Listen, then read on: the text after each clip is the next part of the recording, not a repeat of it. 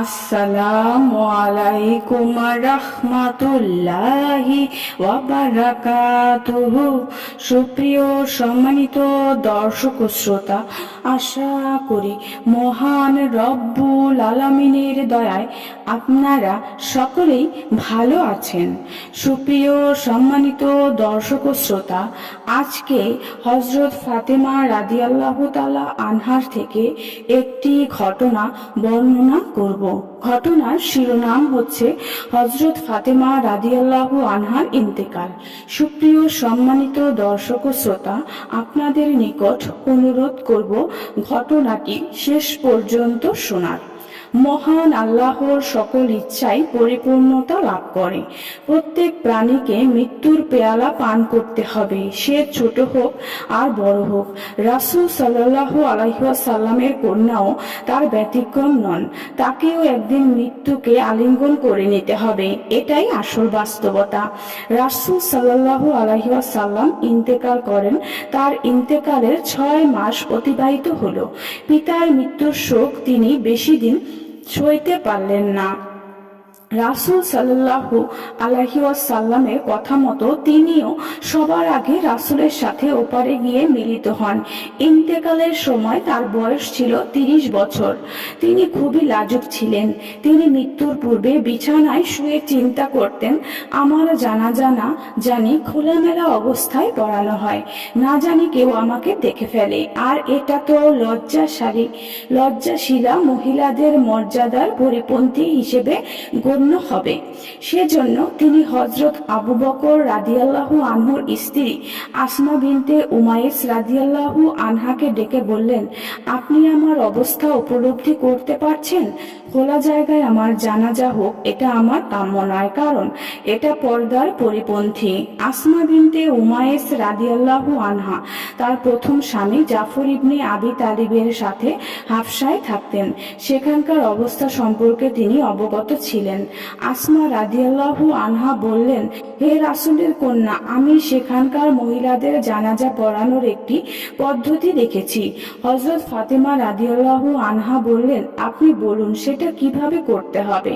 হযরত আসমা রাদিয়াল্লাহু আনহা বললেন, খেজুরের কিছু ডাল নিয়ে মুড়িয়ে গোলাকৃতি বানানো হয়, এরপর সেগুলোকে খাটের উপর রাখা হয়, তারপর একে কাপড় দ্বারা চারিদিকে দিয়ে ঢেকে বেঁধে দেওয়া হলে একটি পালকির মতো আকৃতি হয়ে যায়। এতে করে পর্দাও রক্ষিত হয়। হযরত ফাতেমা রাদিয়াল্লাহু আনহা মুচকি হেসে বললেন, আমার জানাজা যেন সেভাবে পড়ানো হয়, পর্দার যেন কোনো সমস্যা না হয়। এরপর ফাতেমা রাদিয়াল্লাহু আনহা হযরত আলী রাদিয়াল্লাহু আনহুকে বললেন, আপনি আমাকে রাতে দাফন দিবেন, আমার জানাজায় যেন কোনো বেগানা পুরুষের নজর না পড়ে। হযরত আলী রাদিয়াল্লাহু আনহু তার ওসিয়ত খুব সুন্দরভাবে পালন করেন। হযরত ফাতেমা রাদিয়াল্লাহু আনহার জানাজা পড়িয়েছিলেন হযরত আবু বকর রাদিয়াল্লাহু আনহু। আবার কোনো বর্ণনায় পাওয়া যায় হযরত আলী রাদিয়াল্লাহু আনহু তার জানাজা পড়িয়েছিলেন। আল্লাহু আকবার। নবী নন্দিনী হযরত ফাতেমা রাদিয়াল্লাহু আনহা পর্দার ব্যাপারে কত সতর্ক ছিলেন। তিনি তার জানাজা খোলামেলা জায়গায় দিতে পছন্দ করতেন না। যখন মৃত্যুশয্যায় শায়িত সে সময় তিনি পর্দা নিয়ে কত অস্থির ছিলেন। এই ঘটনা থেকে আমরা শিক্ষা গ্রহণ করতে পারি যে মহিলাদের জানাজায় পর্দার দিকে ভালোভাবে খেয়াল রাখতে হবে, কোনোভাবে পর্দা ভঙ্গ করা যাবে না। কেননা বেগানা পুরুষকে মহিলাদের দেখা অনেক বড় গুনাহ। আমরা আরো শিক্ষা নিতে পারি যে মহিলাদের অত্যাধিক লজ্জাশীল হওয়া উচিত। যে যত বেশি লজ্জাশীল হবে সে ইহকাল ও পরকালে তত বেশি মর্যাদা লাভ করবে। হযরত ফাতেমা রাদিয়াল্লাহু আনহাকে জান্নাতুল বাকিতে দাফন করা হয়।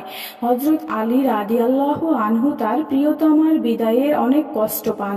সাহাবায়ে একরামগণ হযরত ফাতেমা রাদিয়াল্লাহু আনহার দাফনের পর হজরত আলী রাদিয়াল্লাহু আনহাকে সান্ত্বনা দিলেন। হজরত ফাতেমা রাদিয়াল্লাহু আনহার ইন্তেকালের পর হজরত আলী রাদিয়াল্লাহু আনহু আরও একটি বিবাহ করেন। তবুও হজরত ফাতেমা রাদিয়াল্লাহু আনহাকে ভুলতে পারেননি। হজরত আলী রাদিয়াল্লাহু আনহু প্রায় সময় তার গুণগান করতেন, তার জন্য অনেক কান্না করতেন। হজরত ফাতেমা রাদিয়াল্লাহু আনহা দুনিয়া থেকে বিদায় নেওয়ার পর এক ব্যক্তি হজরত আলী রাদিয়াল্লাহু আনহুকে জিজ্ঞেস করেন, রাসূলের কন্যা ফাতেমা স্ত্রী হিসাবে কেমন ছিলেন? তিনি বললেন, সে এমন সুগন্ধি ফুল ছিল যা সর্বদা সুগন্ধ ছড়াতো। সে ইন্তেকাল করার পরও আমার হৃদয়কে এখনো সুবাসিত করে রেখেছে। আরেকজন ঠিক একইভাবে হজরত ফাতেমা রাদিয়াল্লাহু আনহার গুণের কথা জিজ্ঞেস করেন। হজরত আলী রাদিয়াল্লাহু আনহু বললেন, তার পরিচিতি এবং গুণগান ভাষায় প্রকাশ করা যাবে না। সে পৃথিবীর সকল মহিলাদের চেয়ে উত্তম ছিল। সে ছিল সকল মহিলাদের জন্য উত্তমের আদর্শের এক অনুপম দৃষ্টান্ত।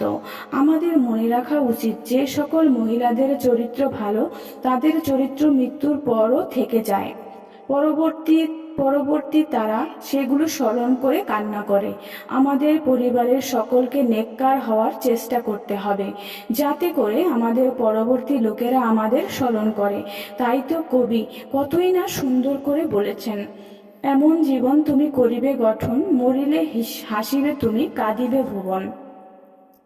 সার কথা, আমাদের মহিলারা যদি হজরত ফাতেমা রাদিয়াল্লাহু আনহার মতো জীবন আদর্শ তৈরি করতে পারে, তাহলে তারা কখনো ভ্রান্ত পথে যেতে পারে না। হজরত ফাতেমা রাদিয়াল্লাহু আনহার জীবন আদর্শ থেকে তারা এমন শিক্ষা নিতে পারে, যত তারা দুনিয়াতে মুক্তি আখিরাতে কল্যাণ লাভ করতে সমর্থ হয়।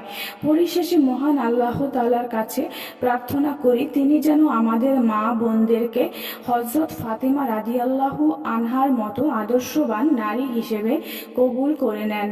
আমিন সুম্মা আমিন। সুপ্রিয় সম্মানিত দর্শক ও শ্রোতা, আজকের ঘটনাটি এই পর্যন্তই। ঘটনাটি যদি ভালো লেগে থাকে অবশ্যই চ্যানেলটি সাবস্ক্রাইব করবেন, লাইক করবেন, কমেন্ট করবেন এবং বেশি বেশি শেয়ার করে দিবেন। সবাই ভালো থাকবেন। আল্লাহ হাফেজ।